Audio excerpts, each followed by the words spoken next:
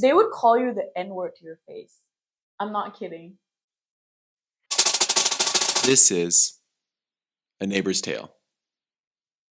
Our newest neighbor talks about her experience going to Japanese college, trying to find work in Japan after, living with ADHD, the unrealistic beauty standards she faced in Thailand, and her continued battle with bulimia. Please like, comment, subscribe, and hit that bell icon as we're inching closer towards our 100 sub wasabi spoonful promise. And share if you think someone else can benefit from hearing this neighbor's story. Hey there, neighbors. Hope you're doing well. I am here with Puri.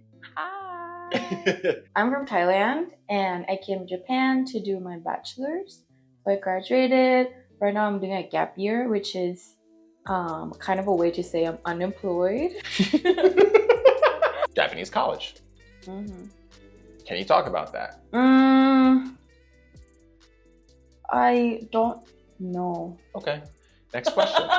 No. So Japanese college has its own pros and cons. It's really hard to like make Japanese friends. So I have like amazing Japanese friends as well, but the ones that I am close with are usually like English speaking or more open-minded. But it's hard otherwise to make a lot of close friends, not just acquaintances. But I would say my university was really good at providing like English classes and stuff like that. Do they have any sort of extracurricular activities? There were a lot of extracurricular activities.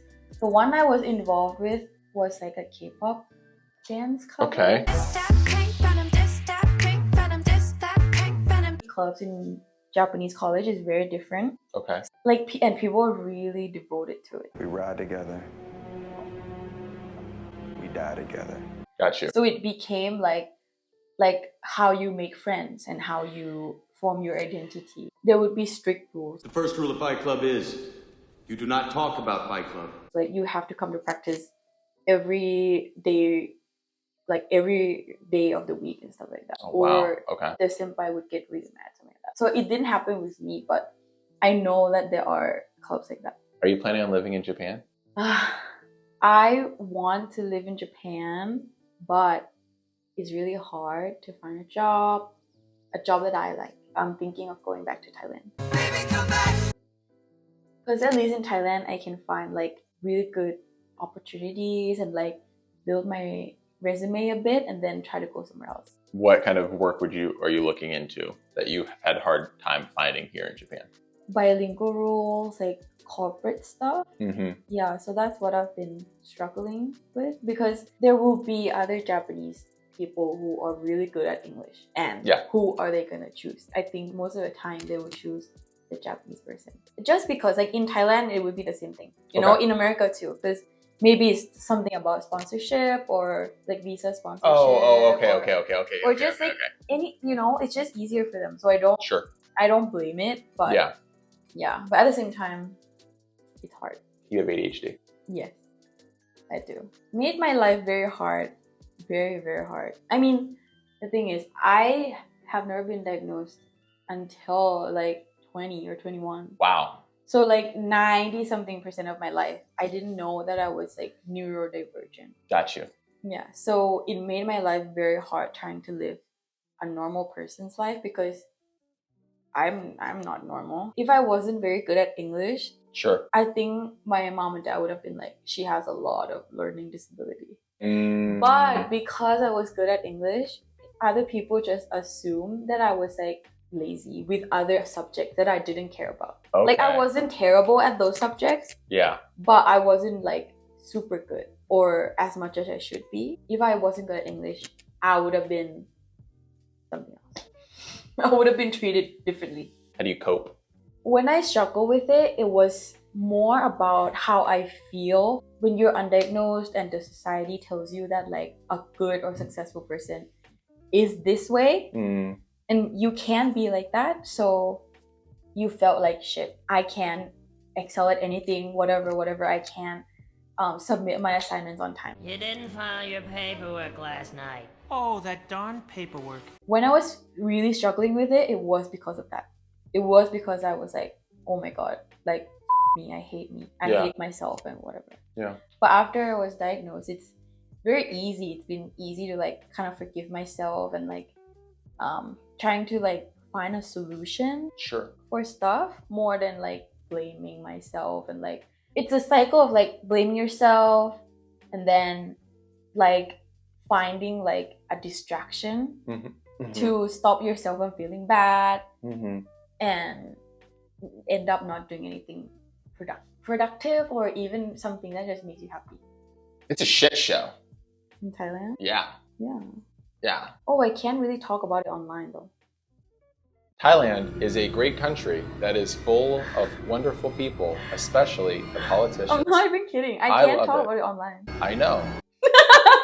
I agree. Okay, I can talk about like Thai beauty standards that made me struggle with body dysmorphia and eating disorder. Okay, we can work with that. Thai beauty standards very similar to Japanese one. At least for women, need to be like super skinny, super fair skinned, look kind of like East Asian, so like Chinese or Japanese, Korean. Yep.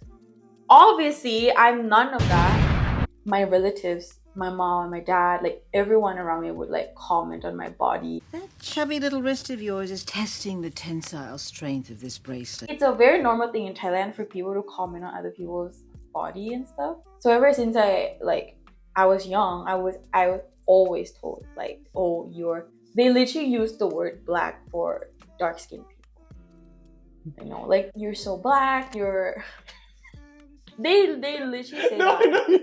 I think you're being serious. I know. What would they call me? Like, oh my gosh, shit. They would call you the N-word to your face. I'm not kidding.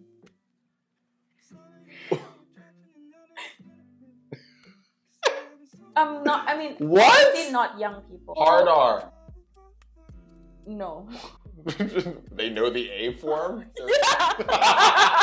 So I would just get off the plane and the airplane, people, staff it. What's up? Stop me up. No.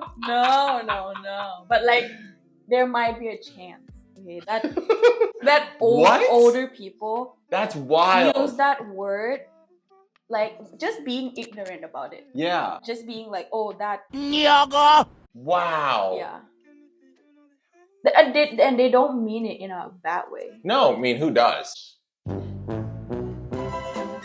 Beauty norms that were set in society in Thailand specifically. You struggled with that, which you talked about briefly. There is a little bit more that I had asked her if she was willing to talk about in terms of bulimia. What got you to that place, and then how did you pull yourself out of that spiral? So it started in high school, because I'm considered like obese and stuff like that. I don't struggle with it like all the time, but it usually comes when it's rough. I almost use that as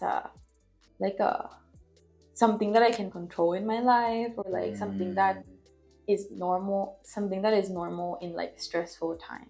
One part is about body image, but one part is also about like trying to control like yourself from spiraling and doing something worse, or trying to like manage your stress. I don't know how I get out of it. I just like I'm still struggling with it, as in I will relapse sometimes or I will not.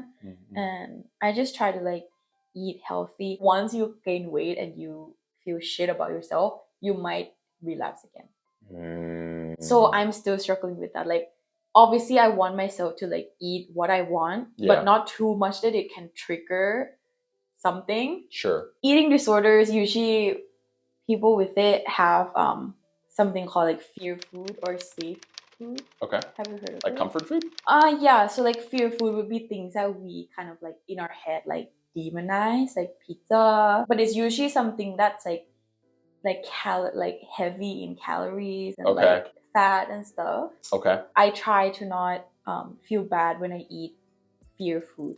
I feel like normal people who have healthy relationship with eating, they would be like, oh, I ate pizza today.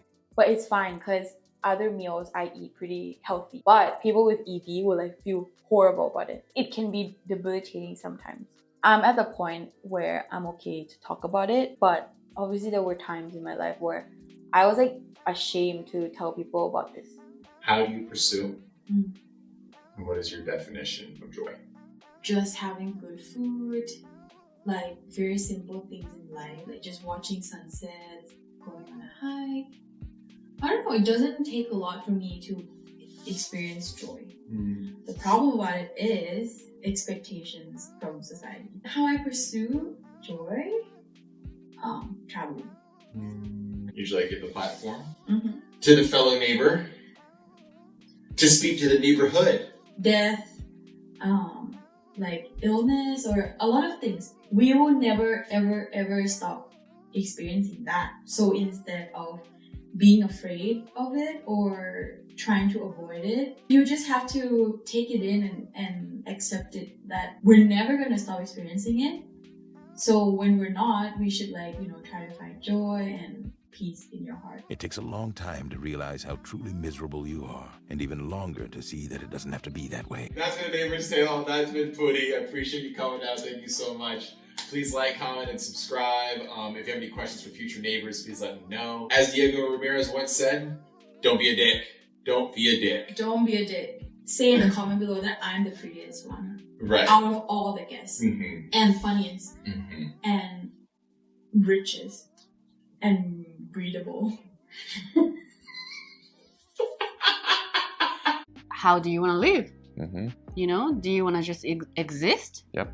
Or do you want to live your life